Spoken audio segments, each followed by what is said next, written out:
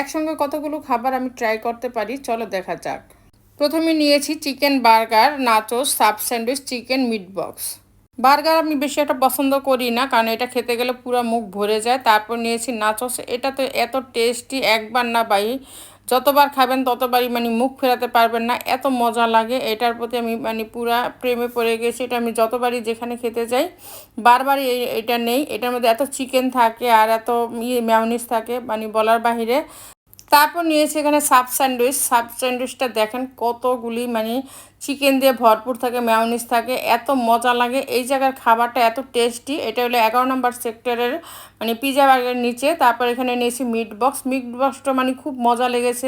এখানে প্রতিটি খাবার ছিল লোভনীয় আর টেস্টি, একটার থেকে একটা কোনটা ছেড়ে কোনটা খাবো বুঝতেই পারছিলাম না। প্রতিটা খাবারের টেস্ট খুব ভালো ছিল। এই যে ভয়েস ওভার করতে গিয়ে এখন আবার খিদে পেয়ে গেছে।